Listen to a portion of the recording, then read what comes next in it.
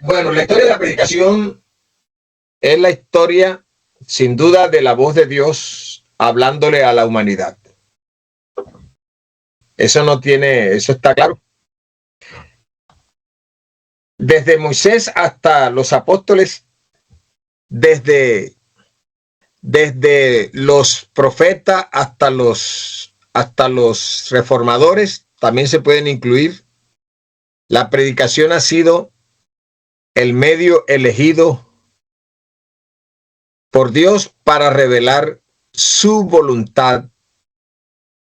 No solamente revela su voluntad, sino que corrige, para corregir, para consolar y para transformar. Estudiar el desarrollo de la predicación, en otras palabras, estudiar la manera como Dios ha entregado su mensaje, no solo nos conecta con el pasado, sino que nos enseña a honrar los que nos precedieron. Eso es muy importante. Honrar la tradición del púlpito, que se conoce como el púlpito sagrado, y aprender de los aciertos y errores de quienes nos precedieron. Los eventos, no voy a mencionar cuándo y cómo, no voy a hacer mención de nombres de personas, pero sí de experiencias. En la homilética yo no solo trato de enseñar a los hermanos la forma de cómo preparar un mensaje y también presentarlo para que sea un mensaje no solamente atractivo, sino asertivo, un mensaje que apunte donde debe ir, donde debe ir. Un predicador es como un cazador. Un cazador arma el rifle y pone en su mochila. Yo fui cazador, soy de origen campesino y yo fui cazador.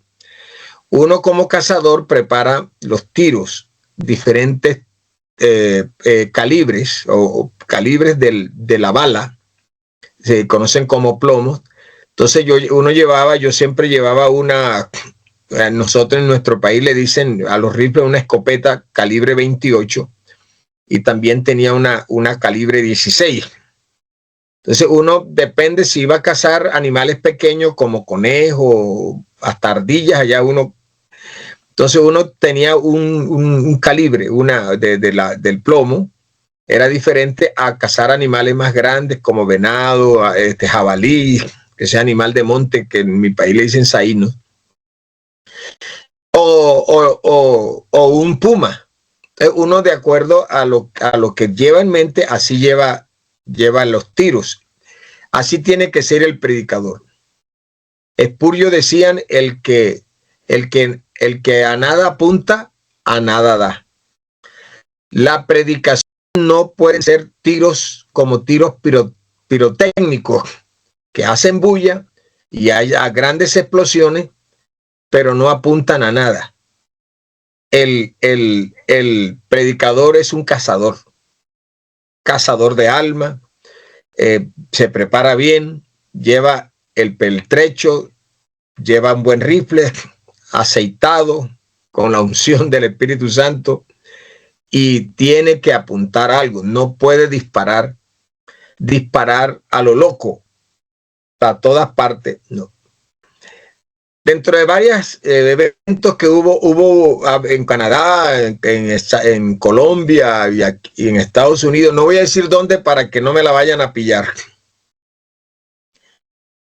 Hubo eventos y yo soy muy hambriento de la palabra de Dios. Y en ese evento, en uno de esos eventos, se cometieron, vi que los predicadores, uno de los predicadores cometió un grave error. Como dos errores, y me sirve de ejemplo como maestro para mis alumnos. Porque se trata, mire que ya le di los quizzes y las tareitas, la evaluación, y usted la va a presentar. Pero la idea no es esa, la idea es sino que usted aprenda. O sea, aprendamos. Yo mismo todavía estoy en la escuela. Y hermanos, mire, atención a esto. Cuidado con que le dé sueño a alguien, ¿oyeron? Así que nadie está durmiendo, ¿verdad? Bueno, pues están orando, el que cierra los ojos ora. Entonces ya le digo a los hermanos. Aquí estamos, pastor. Si yo le digo a los hermanos, como usted me esté llamando, me le voy a acercar allá y le voy a decir usted por qué me llama. ¿Usted por qué me está llamando? Hermano, se pone y yo me le voy ahí, me le pongo algo. Usted me llamaba, ese hermano se asusta. Entonces, mire los errores. Uno de los pastores predicó un sermón, hermano, doctrinal, hermano, bíblico. No voy a decir el tema para que de pronto no se va, no, eso fue en Colombia, eso fue en Canadá, eso fue allá, eso fue en tal convención. No me la van a pillar. Voy a escurrirme para que no meterme en líos. Pero mire, el que despidió el culto, el pastor que despidió el culto no se la pilló, como decimos los costeños colombianos. No se la pilló, no la agarró. O sea, el hombre era como para adorar a Dios después de ser el mensaje, porque trató sobre la vida cristiana, y una cosa importante, profunda, era para que tomar la congregación en esa serenidad que estaba ahí y adorar con un culto suavecito, ahí sin que tener que pellizcar el mensaje del otro o volverlo pedazos, como hacen muchos que toman y vuelven pedazos. Hombre, era para eso, y no, el hombre comenzó a pegar un grito ahí tremendo. Dice, hermano, esto no es un funeral, esto es una Pentecostés, muévanse. Ay, Dios mío. No haga eso nunca. Mire, lo que no mueve la palabra, no lo mueve nada. Nada. El otro error, bueno, ahí tremendo mensaje, cuando usted le entreguen a despedir un culto, mire bien, adore al Señor, no necesita gritar ni nada, sino adore al Señor y alabe al Señor por ese mensaje. Bueno, eso fue, yo dije, bueno, ve, aquí hay material para mis alumnos. Lo otro, hermano, si a usted le dan la oportunidad de predicar y usted predica, tenga en cuenta el tiempo. Tenga en cuenta el tiempo. Mire, hermano, el predicador que tenía la oportunidad de darse, como dicen vulgarmente, un vitrinazo, que nosotros no buscamos, claro que no, eso es una cosa, uso ese término, porque nosotros no buscamos exhibirnos, ni mucho menos, Dios nos guarde de eso, pero una oportunidad tan grande, y hermano, usted no puede ser un predicador que realmente nadie le quede ganas de invitarle nunca más. No puede ser eso. No necesariamente tiene que ser una bomba, ni un super predicador, ni mucho menos. No, puede ser tranquilo, puede ser como el predicador ese, muy tranquilo, muy sereno, pero muy expositor de la palabra. ¡Qué elegancia! Hermano, se predicó en un evento, Colombia, Cundinamarca o lo que sea, 1:30, cuando el tiempo era de 40 minutos. Le dan 40 minutos y se predica 1:30. ¿Usted cree que a mí me quedaría ganas de oír un predicador eso? Y además pellizcando por todas partes. Ese es un error, no me come, hermano. Por eso yo voy al grano siempre a predicar. Yo, escuela dominical, máximo 1 hora, una escuela dominical, 1 hora. Bien trazado. Un culto evangelístico de la noche de oración, 35 minutos, 40 minutos, media hora, máximo 40 minutos. Ahí, porque cuando usted nos cae la repetidera de la repetidera. O sea, estamos diciendo lo mismo que ya dijeron media hora, ya, entonces estamos repitiendo, hermano, se concreta. Como yo les dije la vez pasada, los expertos en oratoria dicen que el cerebro dura lo que dura la espalda. Claro que dice una palabra grotesca, pero yo la uso suave. El cerebro dura hasta cuando fui misionero le dicen chanchan, a la parte de atrás dicen las chanchan, no sé cómo dicen ustedes. El cerebro dura lo que duran las chanchan, más suave así. Entonces, y eso no lo han querido entender muchos predicadores que yo conozco. Y piensan, no, hermano, y del, vea, hermano, preciso del mensaje. Bueno, de eso se trata esta clase. De preparar mensajes. Ese es el arte. La homilética es el arte de preparar mensajes y presentarlos adecuadamente. Es una ciencia. Una ciencia naturalmente que también involucra un poco la hermenéutica, que es la ciencia de interpretación, y también la exégesis, que es la ciencia de extraer correctamente el texto, teniendo en cuenta todo su contexto general, bueno, bla, etcétera, etcétera, etcétera. Está ligada naturalmente a la homilética con la hermenéutica y la exégesis. No me pertenece a esa clase, pero nos toca ver cositas, pequeños cositas de la que tiene que ver con la interpretación y extraer correctamente el sentido, el contenido de un texto.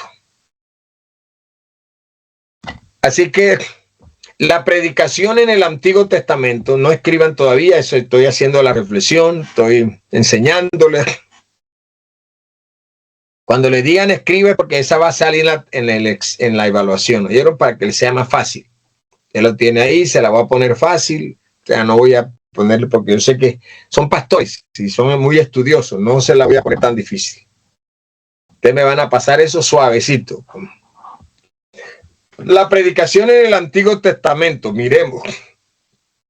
Dios habla a través de sus siervos.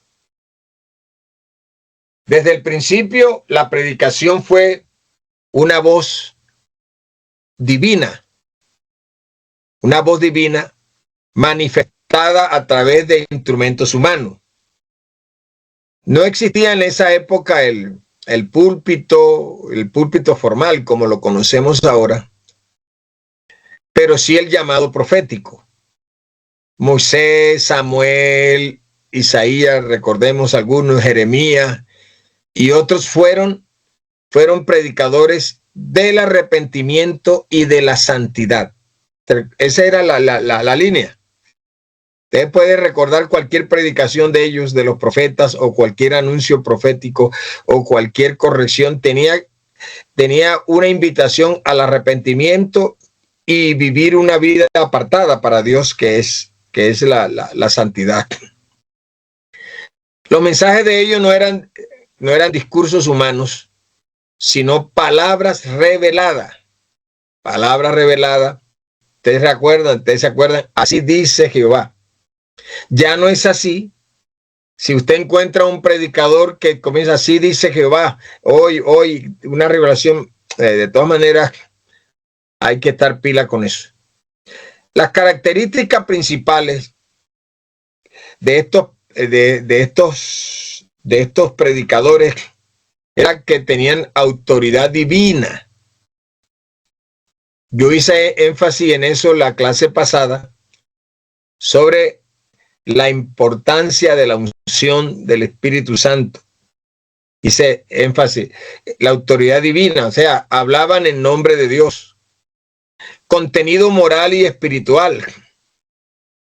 Llamaban al arrepentimiento, a la santidad. También era urgencia urgencia profética. Urgencia profética, proclamaban juicio, pero no solo juicio, sino también esperanza. Usted encuentra ejemplos como Jonás fue enviado a Nínive con un mensaje de juicio, pero su predicación produjo, a pesar que era de juicio, su predicación produjo un arrepentimiento masivo. Así que eso revela, naturalmente, el poder de la predicación obediente. Bueno, aunque Jonás no es que fue obediente, sino que Dios lo tuvo que doblegar para que pudiera ir a Nínive porque él no quería. La predicación en el Nuevo Testamento, podemos tomar a Jesús. Jesús pues, es el predicador perfecto, fue el predicador perfecto. No solo enseñaba, sino que también predicaba con autoridad. Así que su predicación combinaba la predicación de Jesús. Usted puede tenerlo en cuenta y lo sabe. La predicación de Jesús combinaba verdad, compasión y poder. Tres cosas. Recuerden que la clase pasada le hablé de la fidelidad del mensaje. No solo porque uno puede hablar de la fidelidad del mensaje, del mensajero, y la fidelidad del mensaje. Si hablamos de la fidelidad del mensajero, pues tendríamos que hablar de la integridad, un hombre íntegro. Le hablé de la integridad. La integridad es lo que cuando lo que uno habla corresponde a lo que uno hace. Guarda relación mi vida con lo que estoy diciendo. Eso es integridad. De eso le hablé. No voy a detenerme ahí. Les hablé la clase pasada. Pero la predicación debe tener la fidelidad del predicador, un hombre fiel, pero la fidelidad del mensaje, que es un mensaje fiel, el mensaje que no está corrompido, el mensaje que no está mezclado. Es el mensaje de la Biblia. No es un mensaje manipulado. Es el mensaje de la Biblia. No manipular el mensaje. Eso es presentar un mensaje fiel. Es presentar un mensaje con verdad. Compasión, porque qué predicador no está deseando que la palabra toque al oyente. Tenemos compasión. Yo estoy seguro que todos ustedes sienten compasión por las almas que llegan. Ustedes, pastores, me imagino, hasta las esposas de los pastores están mirando a ver quién llegó, quién nuevo llegó, quién se quedó en casa.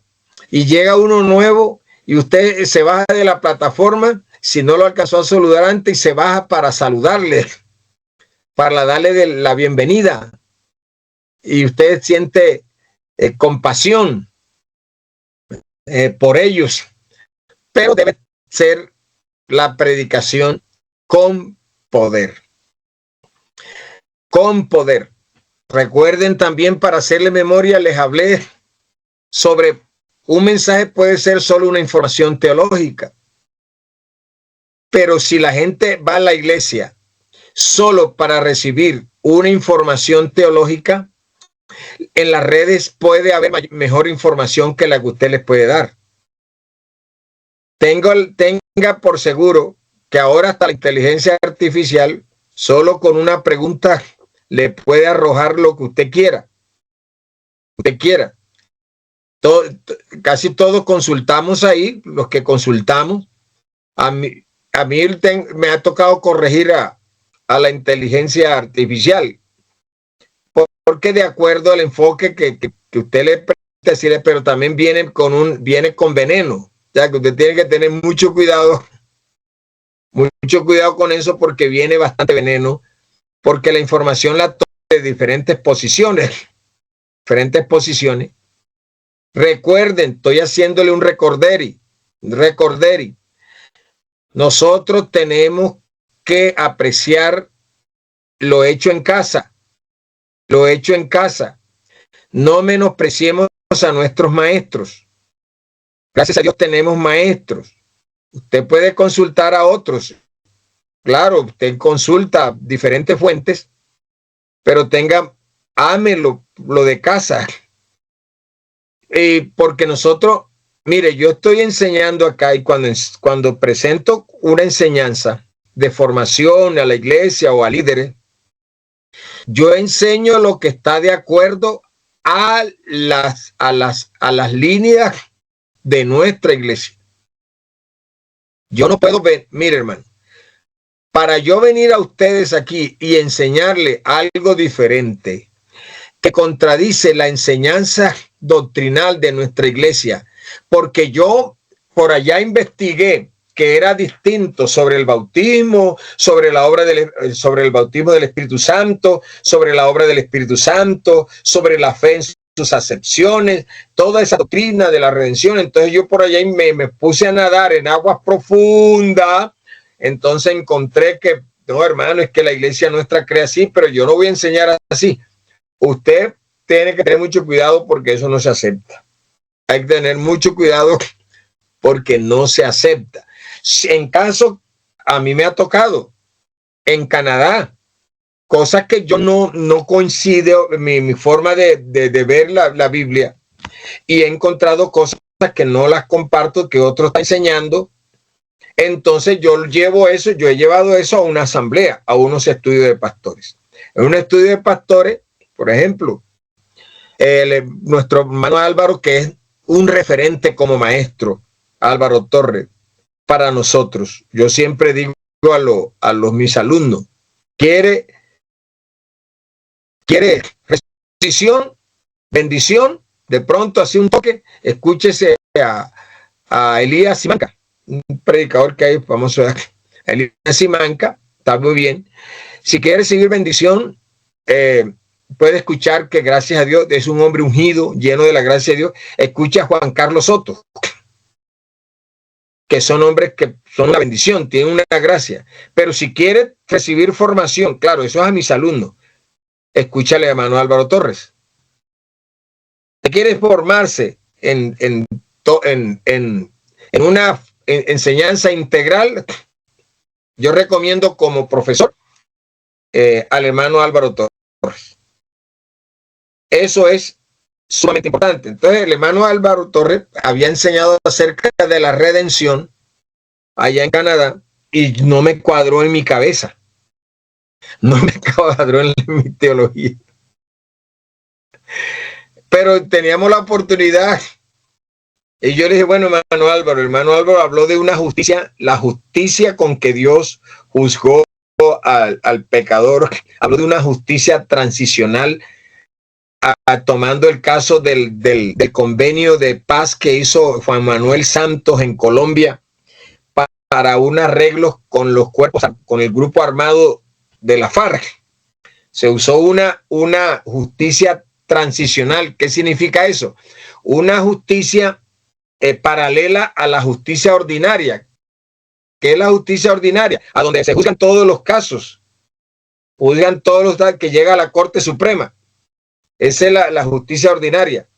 Y ahí, pero se creó una justicia transicional aparte para poder arreglar delitos de lesa humanidad.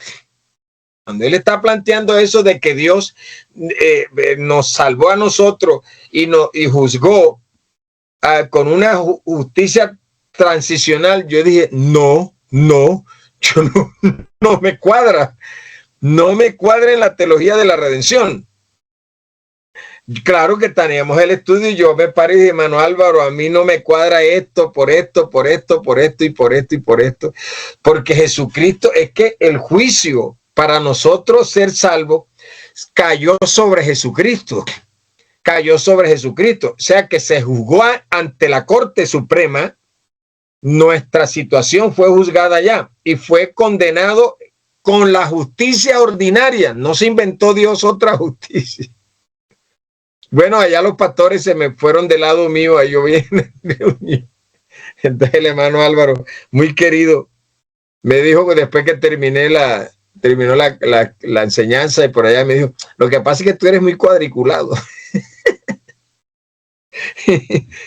Tú eres muy cuadriculado. Es que yo tengo un cerebro, hermano, no es que sea un gran teólogo, pero tengo un cerebro que una cosa ya, la formación, que alguien está enseñando y sale con algo diferente, el cerebro, ¡pam!, se me activa algo en mi cerebro, una cosa impresionante. Así sea el hermano Álvaro, así sea quien sea, no es porque yo sea mejor maestro, no, además no me considero eso tampoco un maestro.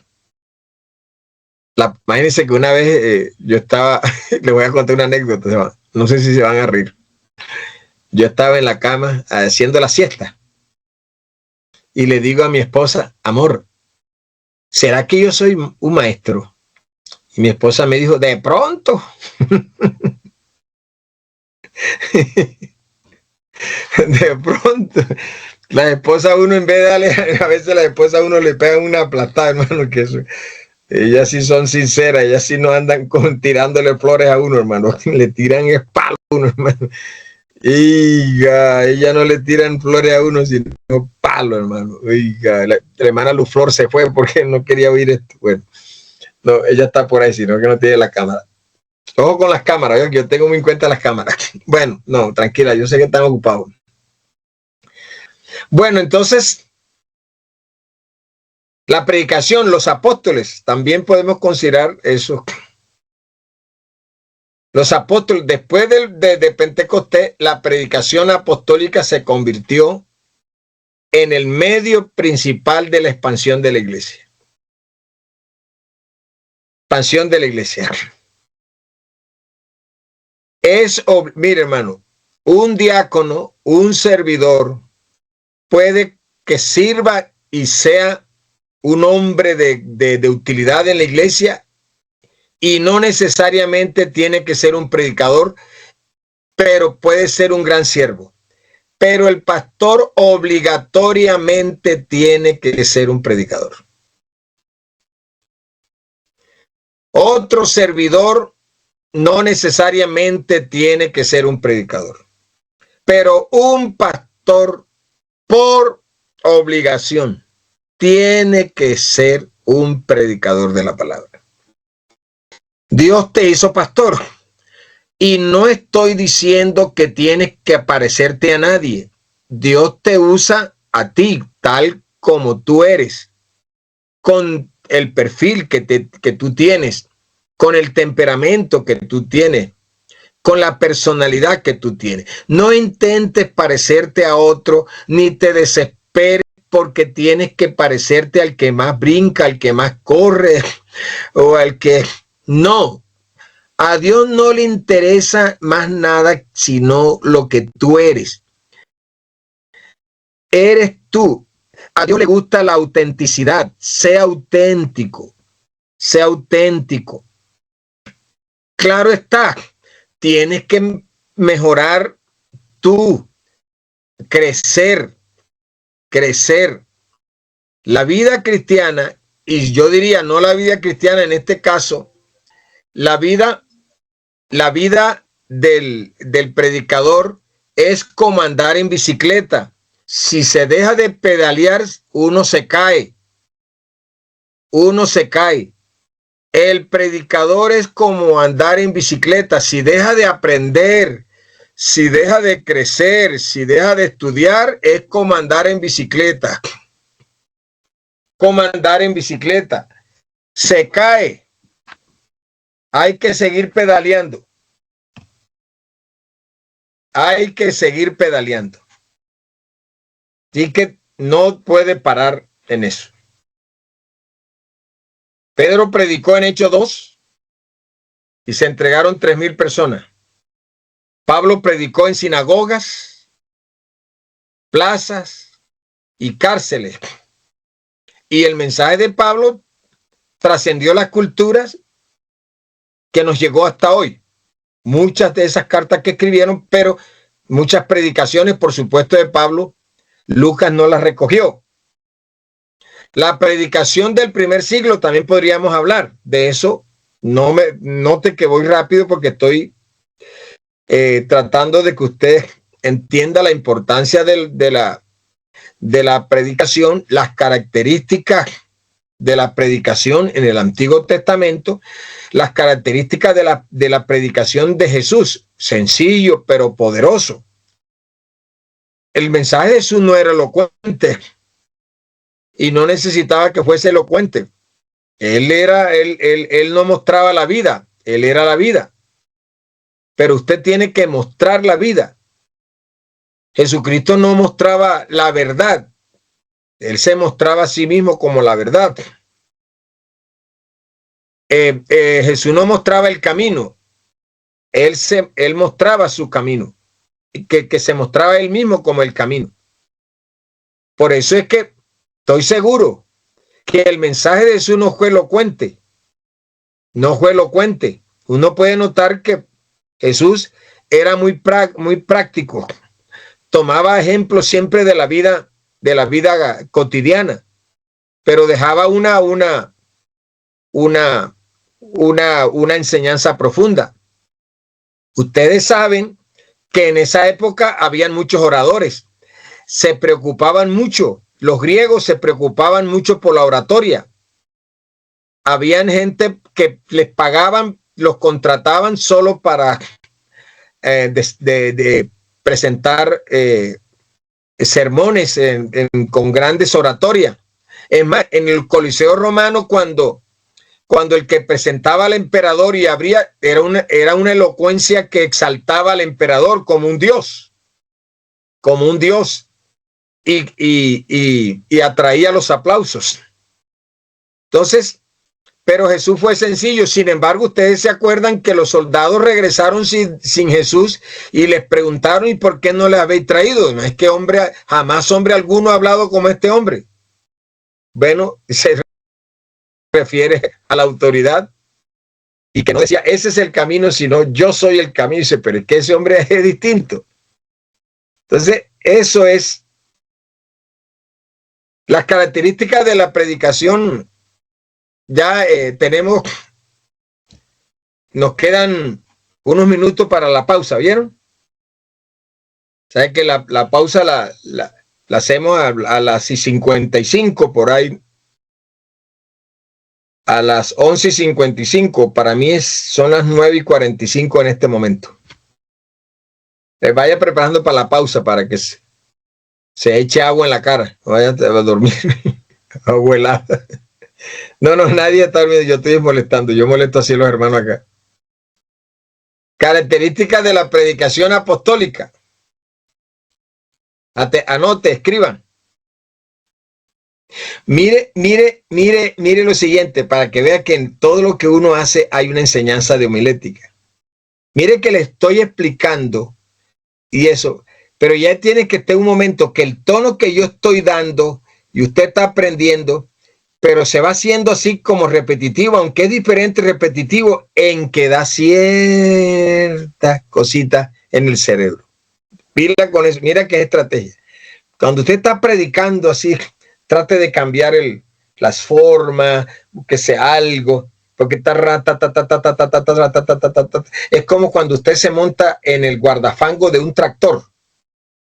Yo tenía el guardafango de un tractor que mi papá manejaba, y aunque eso hacía bullo, terminaba durmiéndose y cayéndose del tractor.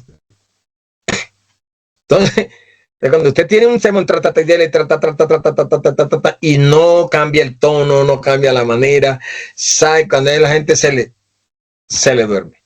Ese es asunto de cerebro, ¿oyeron? No es que el hermano se pasó la noche viendo televisión. No lo ataque. No ataque a los hermanos. Esos hermanos que se acuestan tarde y se vienen a dormir en la escuela dominical. Vea, hermano, yo prefiero un creyente dormido en la iglesia que despierto si venía culto, ¿oyeron?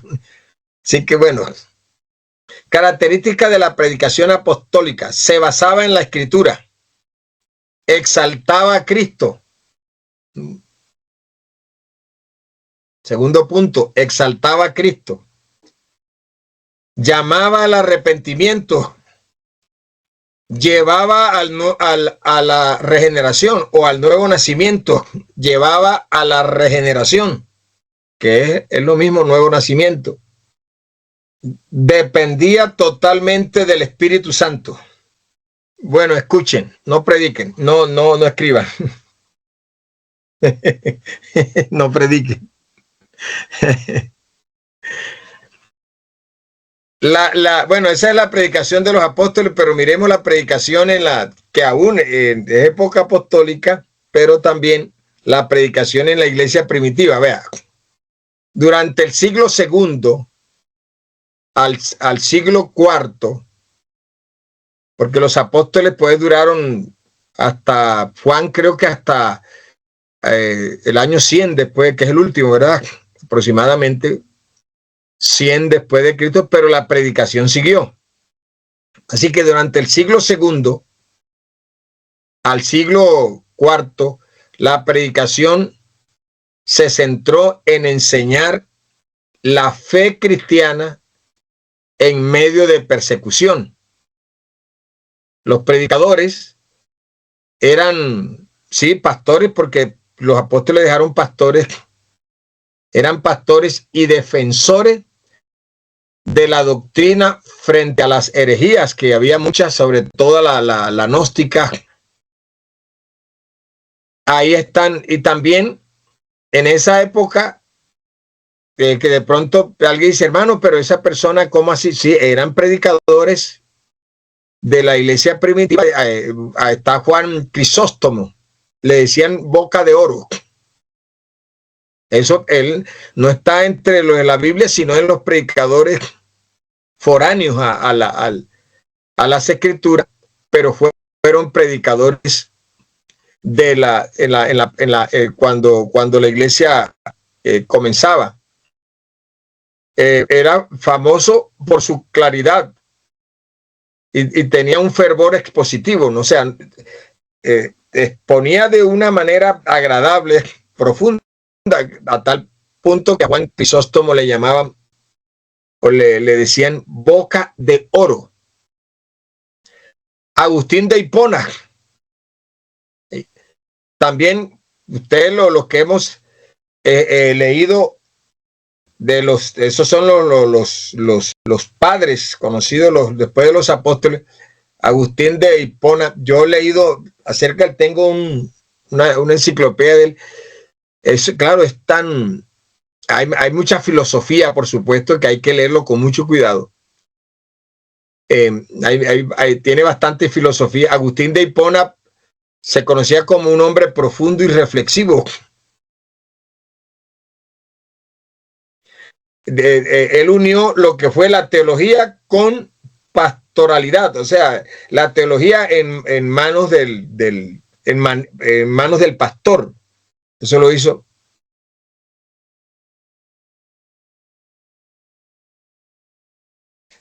Orígenes también fue otro predicador que introdujo la predicación alegórica. Ojo con eso, bueno, eso es en hermenéutica.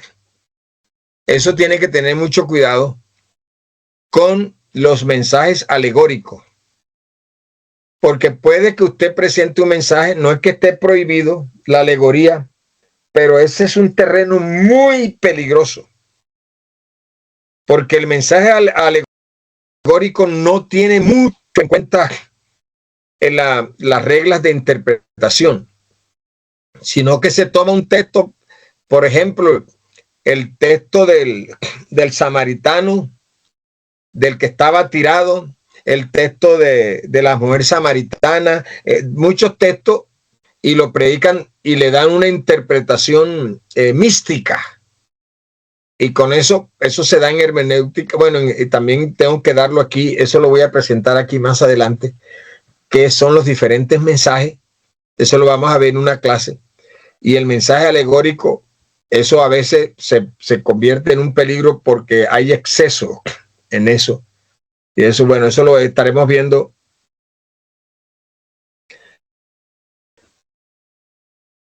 Miremos a ver los temas, escriba, temas principales de la predicación de la época primitiva después de los apóstoles.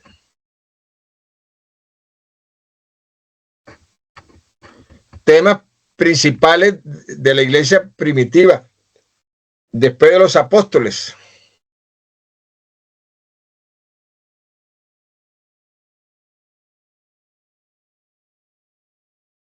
temas principales: Cristo como Salvador.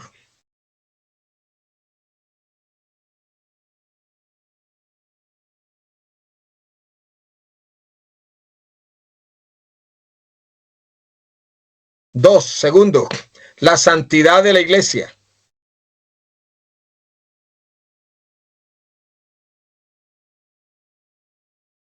La esperanza eterna.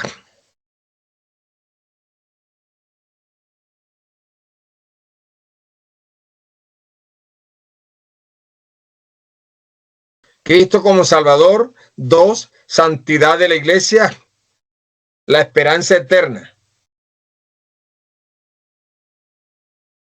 Escriba rasgos característicos. 2 puntos. Rasgo característico. 2 puntos.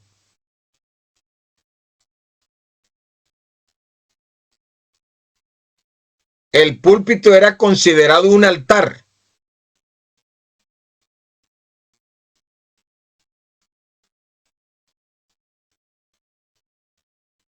Y el predicador, el púlpito era considerado un altar y el predicador un ministro de lo sagrado.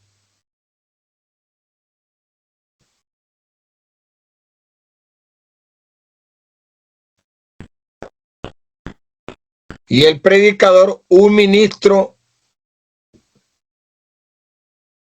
de lo sagrado. Estamos hablando de la iglesia primitiva, ¿vieron? Siglo II hasta el siglo IV, ¿ok? Siglo II hasta el siglo IV. Yo diría, hermano, lo dije qué día, pero yo lo creo y como se lo paso a ustedes como alumnos, el púlpito, en mi opinión, eso me lo inventé yo, no lo leí en ninguna parte.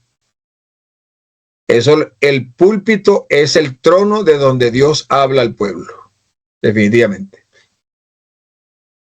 El púlpito es el trono desde donde Dios le habla al pueblo. O sea, ese lugar es sagrado.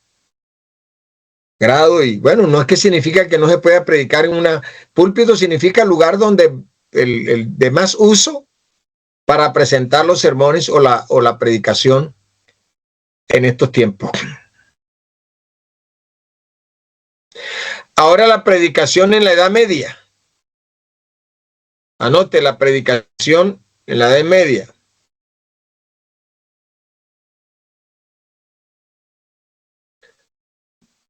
Vamos a escribir un poquito y luego ya entramos a la pausa. En este periodo, que es el siglo V al XV,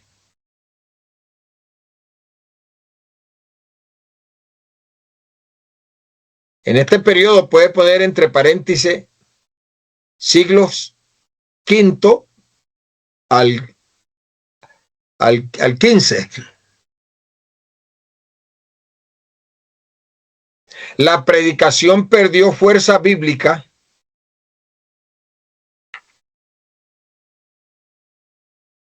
La predicación perdió fuerza bíblica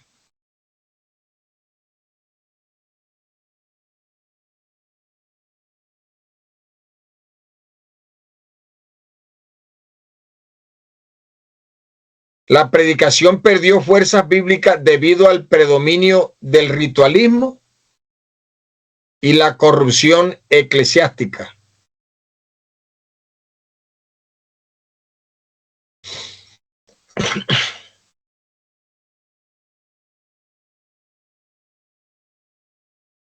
Sin embargo, escriban,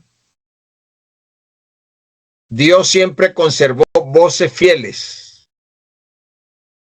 Perdón, pastor, ¿del ritualismo y la qué? Y la corrupción eclesiástica. Sin embargo, Dios siempre conservó voces fieles. Bueno, al regreso de la pausa vamos a mirar quiénes fueron esos hombres. No necesariamente tienen que ser pentecostales, ¿oyeron? Son predicadores de la Edad Media. Dice, hermano, pero eso no era de nuestra iglesia. Bueno, mis hermanos. Bueno, tienen 15 minutos. Bueno, estamos en la predicación de la Edad Media, ¿verdad? Ya ustedes anotaron, se trata de un periodo, ya estamos, la Edad Media corresponde al siglo V al siglo XV. Ya ahí en esa época, según la historia, la predicación perdió fuerza bíblica debido al predominio del ritualismo, del misticismo y de la corrupción eclesiástica. Pero se conservó algunos fieles. Ahí pueden anotar algunos. San Francisco de Asís. San Francisco de Asís, estamos hablando de la Edad Media, antes de la Reforma. Oyeron que ustedes saben que se trata de un periodo antes de la Reforma. Siempre ha existido predicadores, gracias a Dios. San Francisco de Asís predicaba con sencillez y fervor. Anote.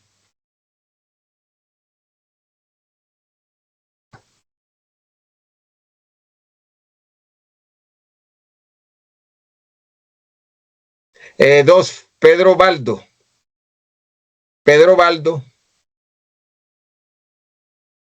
en esa época se conocían como los valdenses. Los valdenses eran seguidores de Pedro Baldo. Pero anote esa parte, no, Pedro Baldo y los valdenses predicaron la Biblia, predicaron la Biblia en lengua del pueblo.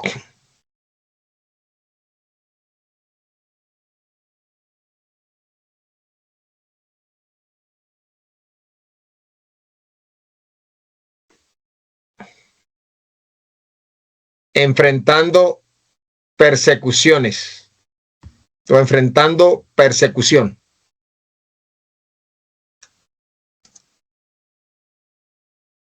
Bueno, este sí fue un movimiento, se podría decir que fue un movimiento reformador antes de la reforma. Esos fueron predicadores de esa época.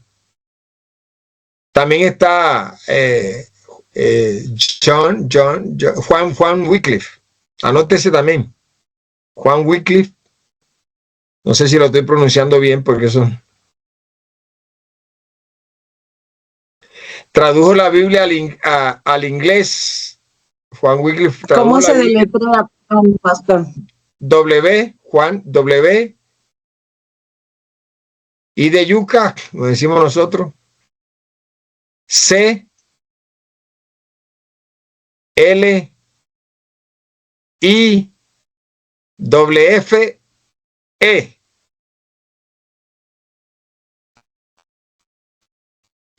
Escriba, tradujo la Biblia al inglés y promovió la predicación expositiva.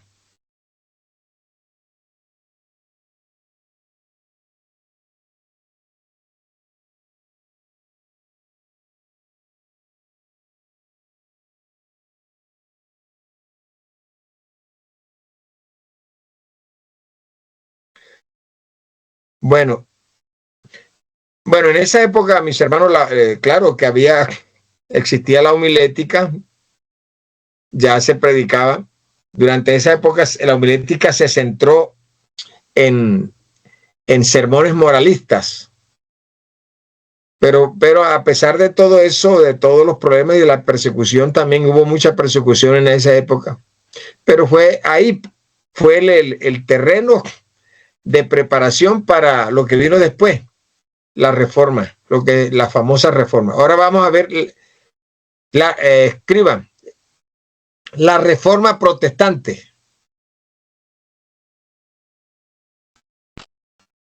La reforma protestante. En el siglo XVI, o mejor, el siglo XVI marcó un renacimiento de la predicación bíblica.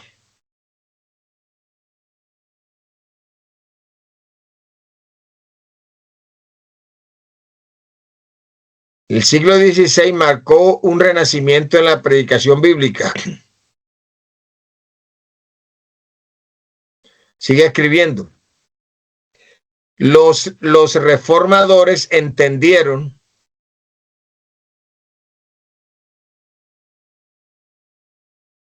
el púlpito debía volver a ocupar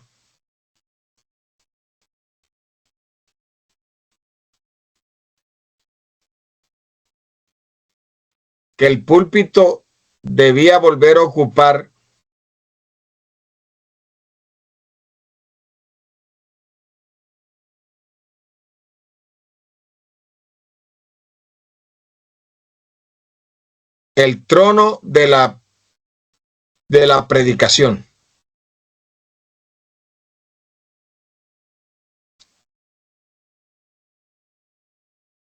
Estoy parafraseando, esas son mis palabras, pero esa es la idea que yo tomo de la investigación, son mis palabras.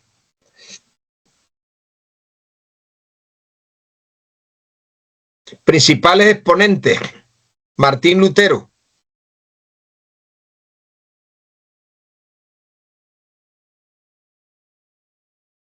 Así que los principales exponentes de la Reforma protestante es uno, Martín Lutero. Predicaba con fuego,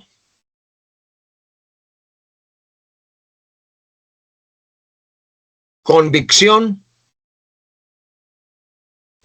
sobre la justificación por la fe.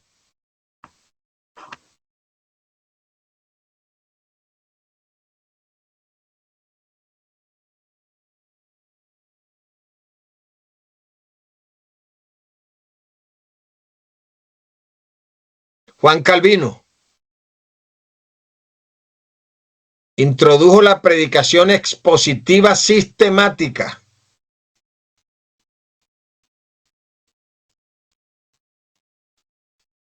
Yo no sé, como hay unos que no se ha conectado, no sé si es la hermana, sino que no me acuerdo la hermana, quién está, ya vive, quién, no sé quién es. Es el hermano Javier. Es el hermano Javier. Sí. Ah, ya. Perdón, mi hermano, ¿Juan Calvino qué? Juan Calvino introdujo la predicación expositiva sistemática.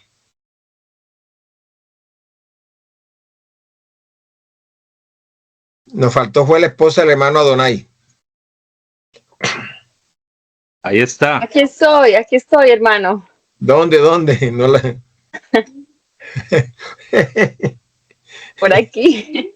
Yo digo, estoy calificando las cámaras, ¿oyeron? Cuando me pasen la evaluación, califico las cámaras. Puede bajarle punto, subirle punto. Ay, no, yo le dije, ¿se acuerda?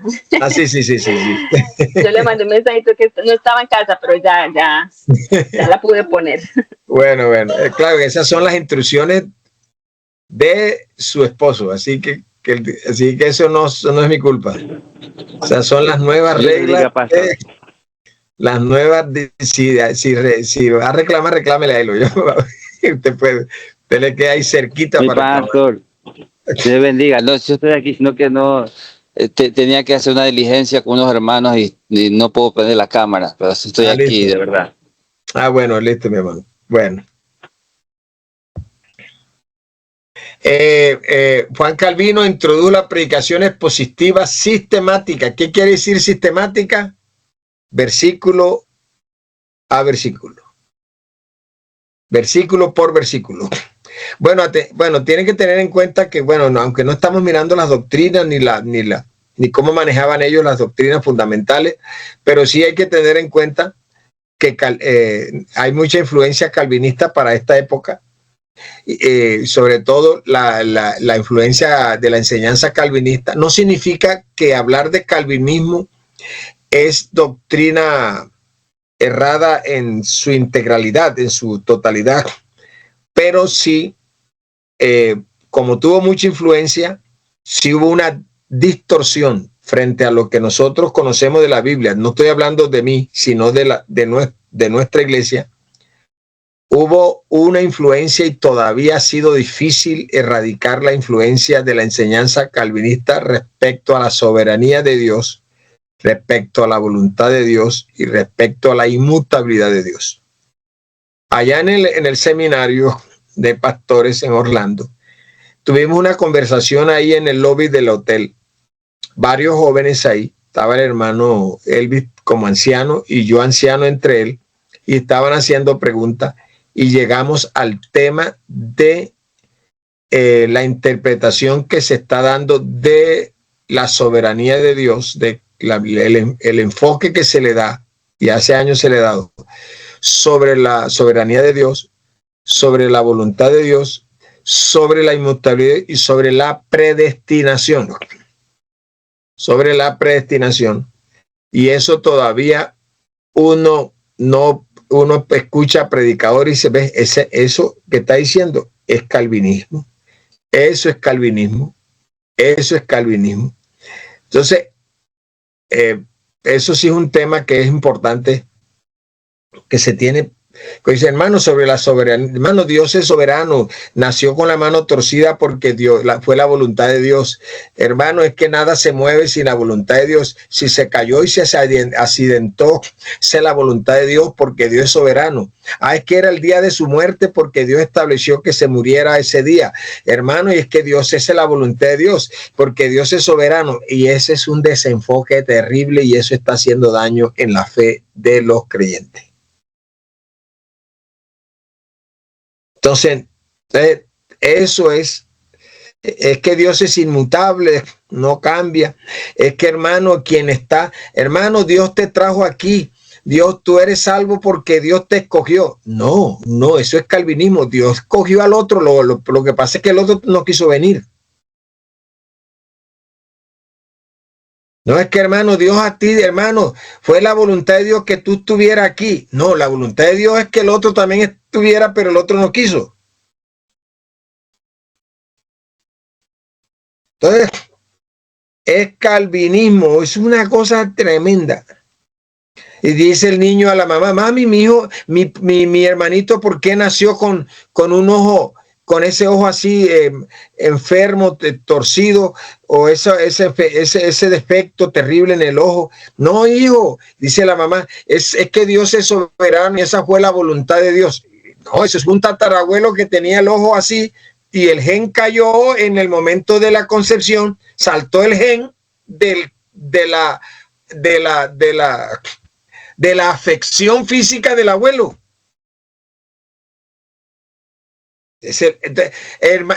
Mami, mi papá, ¿por qué se murió? El Señor se lo llevó y era la voluntad de Dios. No se murió porque manejó mal la salud, comió demasiado y no se cuidó los triglicéridos.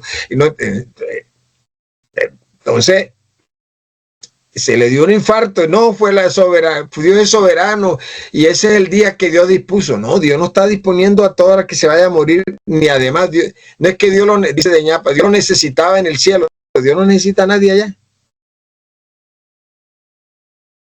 No, Dios se lo llevó, Dios no está llevando gente para allá. No. Lo que sí es que hay cosas que son para muerte. Un cáncer que es para muerte y Dios decide si ese cáncer que es para muerte, Dios dice, este sigue.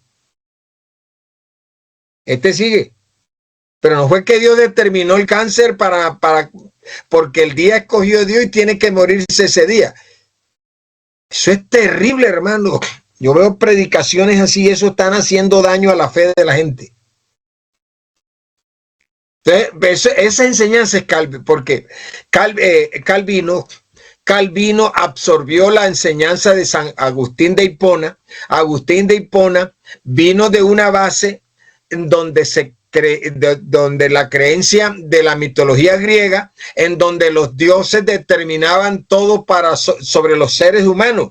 Era negro, nació negro porque los dioses del Olimpo decidieron que fuese negro. No, hermano, es que fue la voluntad de Dios. Mire, no es que, hermano Argote, fue la voluntad de Dios que Dios fuese dientón, de los dientes grandes. No, mi papá era dientón. ¿Se acuerdan? No. Entonces, no, que la voluntad de Dios es que yo sea bajito y no alto. No, tu mamá se casó con un chaparrito. Entonces, esas son cosas que, bueno, la influencia de Juan Calvino. Bueno, también hay otro dentro de la época de la Reforma en la predicación. Es que no lo sé pronunciar. R-I-C-O, Ulrico Zwinglio. Pero escríbalo. Hay U-L-R, porque para que tenga en cuenta esos, porque usted es un predicador y estamos dando clases de homilética de la predicación. Quienes fueron los predicadores de la iglesia primitiva, los predicadores apostólicos, predicadores del Antiguo Testamento, los apostólicos de la iglesia primitiva, siglo II, siglo IV, los que fueron del siglo V al siglo XV, y cuáles fueron los predicadores de la Reforma Protestante. U-L-R-I-C-O.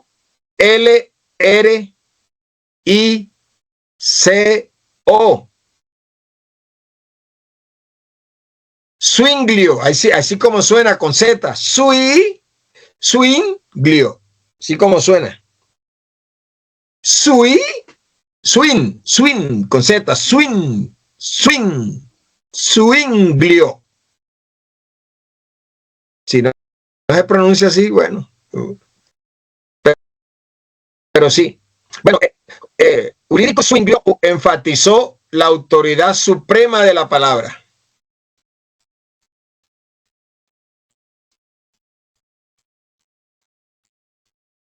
Enfatizó la autoridad suprema de la palabra.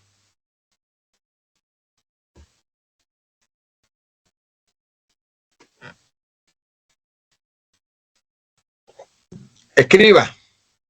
La homilética reformada se basó en... La hermana Luz Flor se está riendo de la pronunciación de... No, hermana, no se preocupe. Usted es risueña. Yo no es que está riendo, usted es risueña, ya me di cuenta. Es risueña. Risueña queremos decir que siempre está, tiene una cara alegre. Mi hermano, disculpe, ¿la homilética qué? La homilética reformada, o en la era de la reforma, mejor. Ponga mejor, la homilética en la era de la reforma se basó en, dos puntos.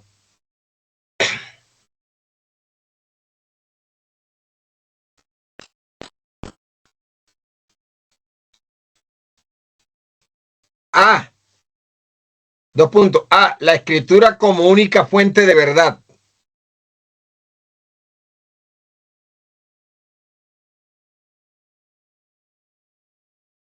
Solo escritura. ¿Se acuerdan que siempre se usó esa en la reforma? Recordamos eso. Solo escritura. Pues esos hombres siempre, como Martín Lutero, solo escritura. La escritura como única fuente de verdad. C, la fe como medio de salvación.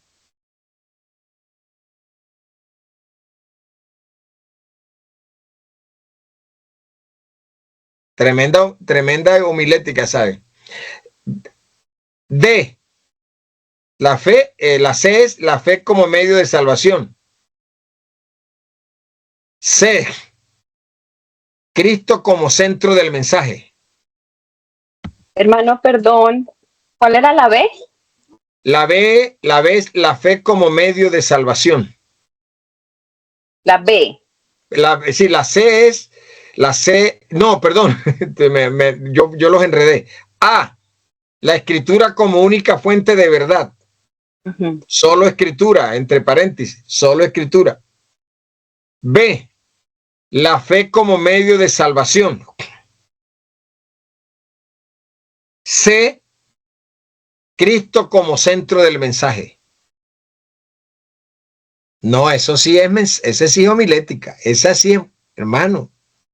Eso es lo que tenemos que... la escritura como única fuente, la fe como canal, como dice la Biblia. Por gracia soy salvo, por medio de la fe. Y esto no es de vosotros, pues es don de Dios. El don de Dios ahí no es la fe.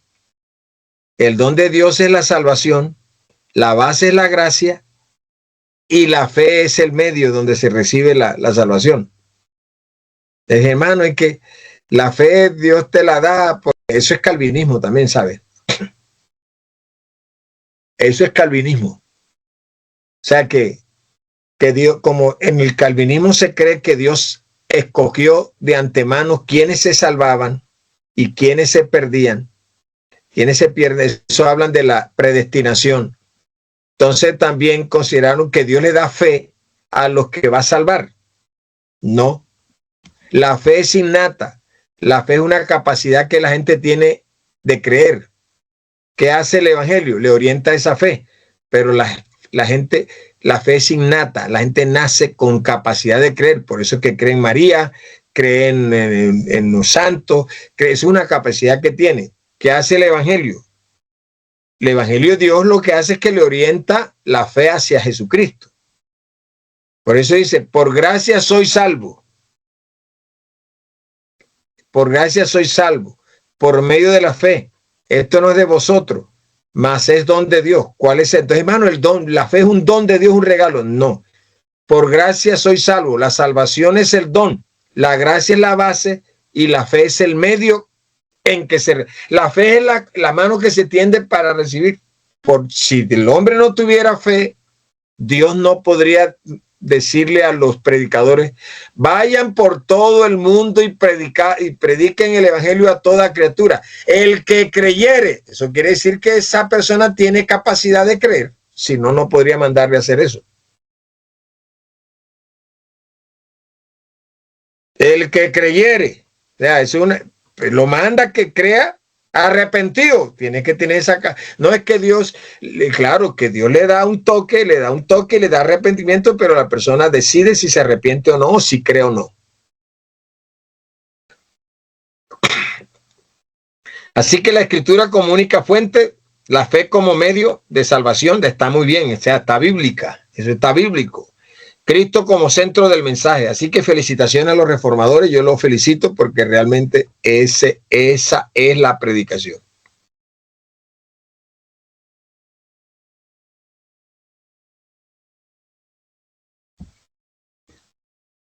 La predicación en la era moderna.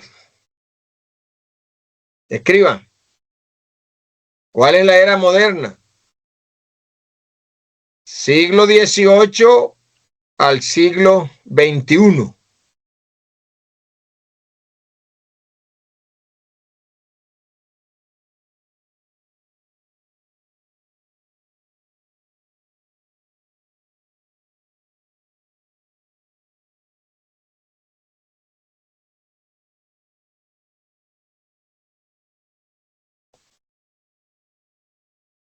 En homilética tienen que conocer esto.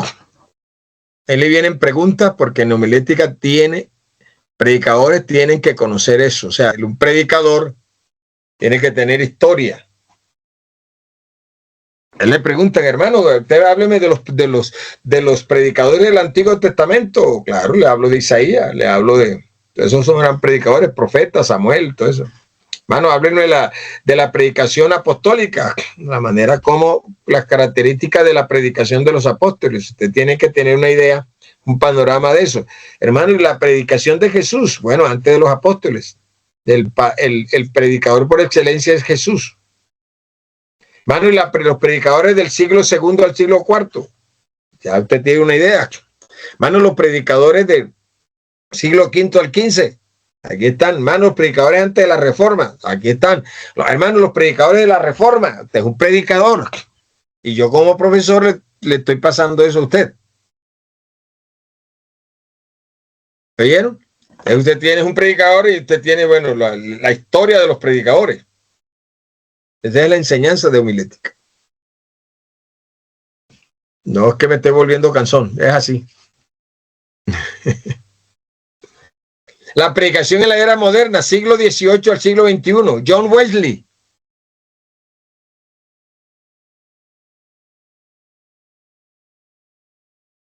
Y George, que es, bueno, aquí. Whitfield. Bueno, esa sí lo van a, George sí lo saben escribir.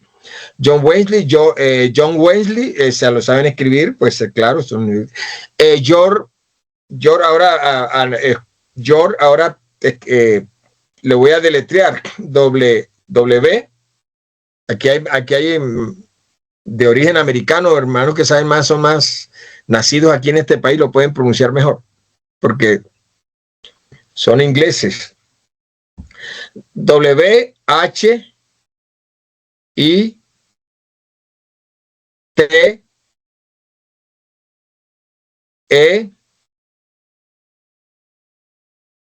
tengo la tarea de pronunciarlo bien porque de todas maneras esa va a ser una tarea. W-H-I-T-E-L-D.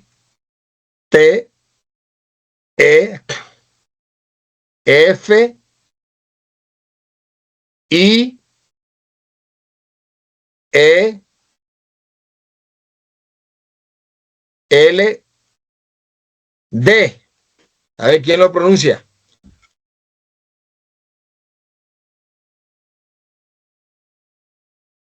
Creo que sería como Whitefield Bueno, o Whitfield, no sé. Sí, exacto. O sea, Es George Whitfield. imagínense que mi hijo que es de su lengua materna es inglés, el que anda con nosotros, aunque se crió con nosotros, su lengua materna es inglés. Habla español y todo, pero su lengua es... Y esos apellidos siempre le dan vueltecita. Bueno, ellos dos, tanto John Wesley y George, se conocen como los avivadores metodistas. Escriban, avivadores metodistas. Predicaban al aire libre, alcanzando multitudes. Eso fueron muy famosos, ¿sabes? Hubo avivamiento en esa época.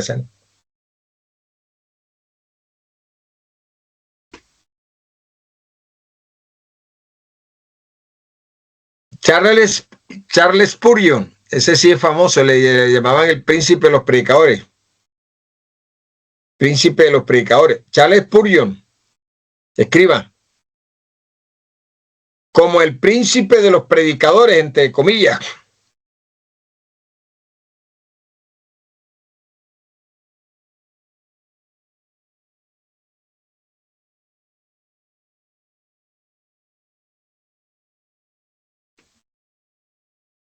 Sus sermones expositivos, escriba de Charles Spurgeon, sus sermones expositivos impactaron generaciones.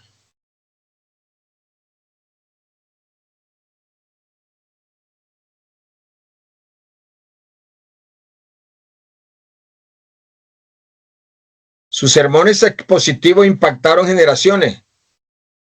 Dwight L. Moody. Dwight, ese sí lo saben escribir ustedes. Dwight es D-W-I. Dwight D-W-I-G-H-T.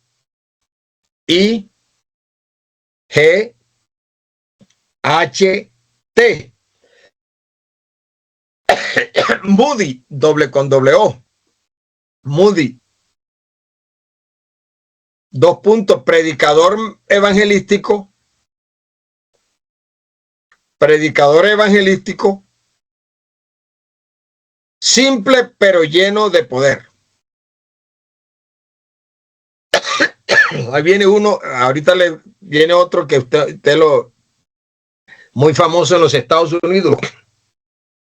Pronto ya a usted se le viene a la memoria.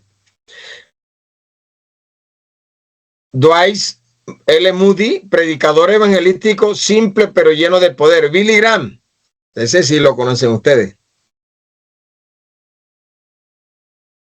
Por ello escuché la historia de sus hijos. Leí la historia de dónde están sus hijos, en qué se convirtieron sus hijos.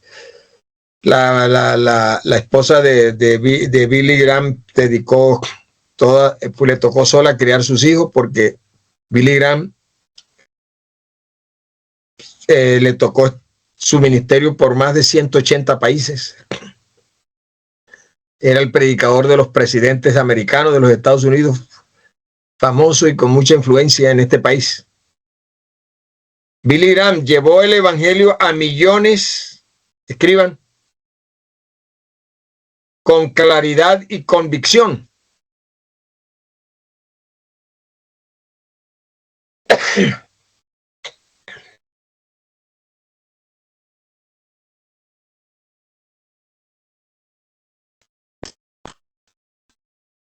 Llevó el evangelio, pastor, perdón.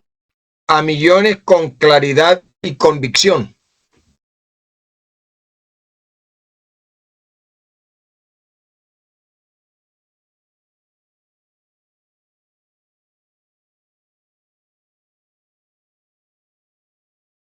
Y escriban, Eliseo Duarte, que ya de los nuestros.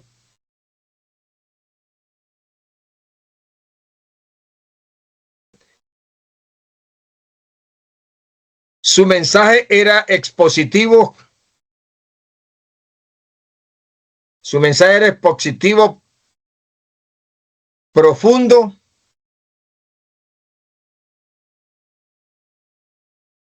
con énfasis en doctrina fundamental de la salvación.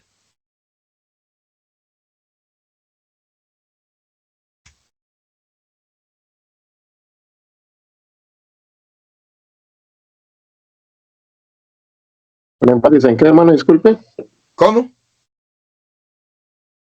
¿Con énfasis en qué? Con énfasis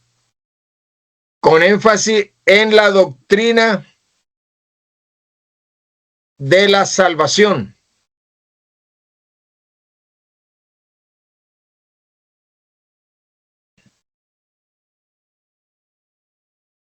Ustedes lo conocieron, fue misionero de ustedes aquí.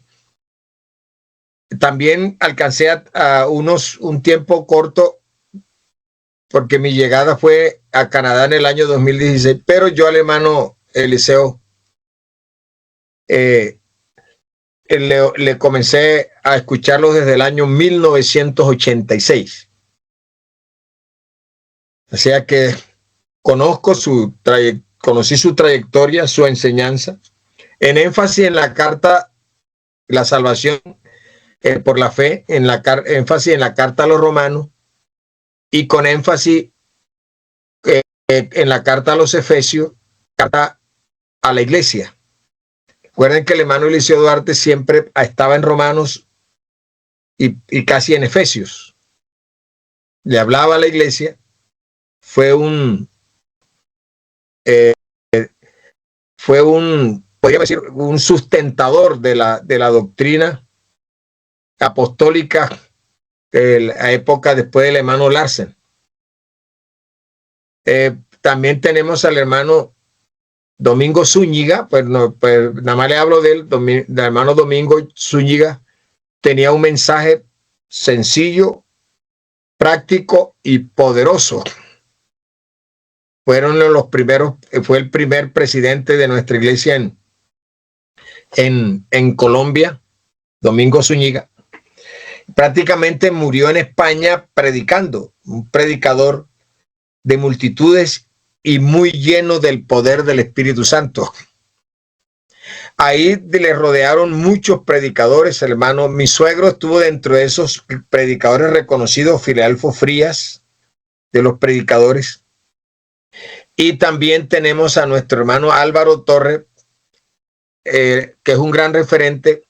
La diferencia entre el hermano Álvaro Torres y el hermano Eliseo Duarte es que el hermano Eliseo hacía énfasis en la salvación por fe, en la doctrina de la justificación, la doctrina de la fe y la doctrina en Cristo.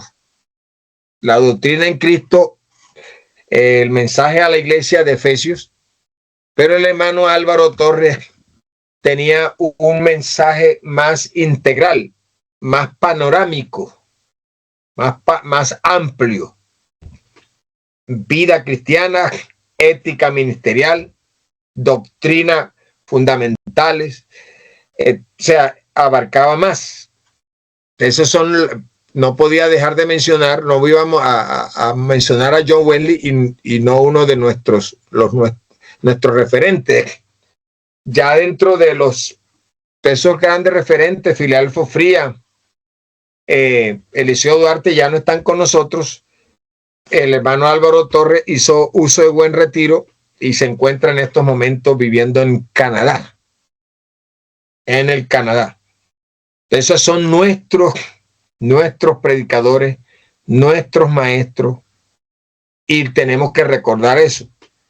Así vayamos a las universidades, vaya a la Universidad Bautista, donde usted quiera ir a prepararse, no olvide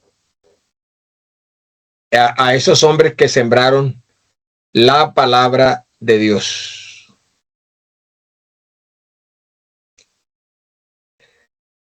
Amén. Bueno, nos quedan unos minutos. Escriba algo aquí. Lecciones espirituales de la historia. Por eso quiero le presenté la historia de la predicación.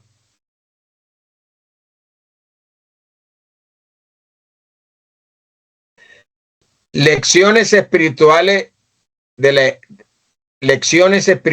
la historia.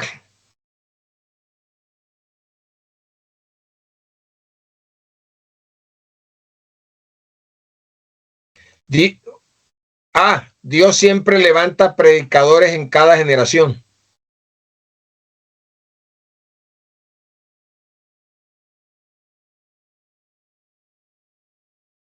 Dios siempre levanta predicadores en cada generación. B.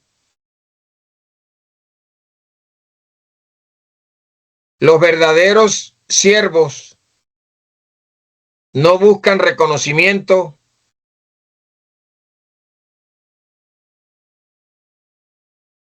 Los verdaderos siervos no buscan reconocimiento,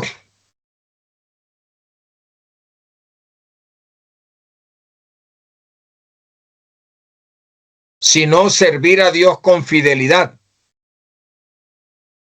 Los verdaderos siervos no buscan reconocimiento, sino ser siervos, servidores, ser servidores con fidelidad.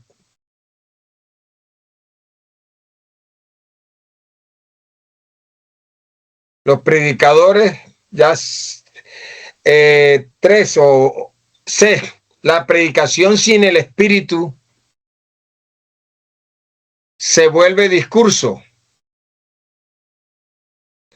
O mejor, escriba, la predicación sin el Espíritu se vuelve solo discurso, porque igual es un discurso. Mejor lo corrijo. La predicación sin el Espíritu se vuelve solo un discurso.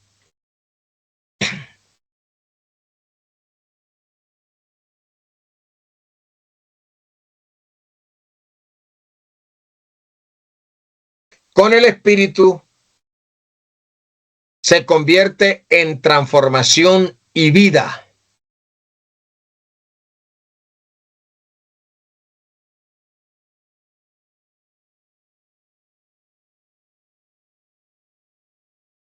Con el Espíritu se convierte en transformación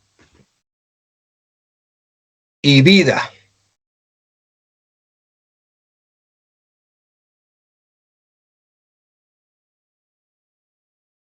D.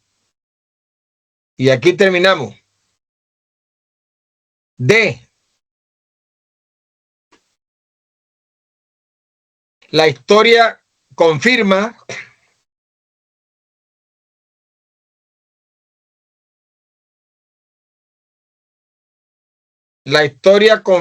que la iglesia crece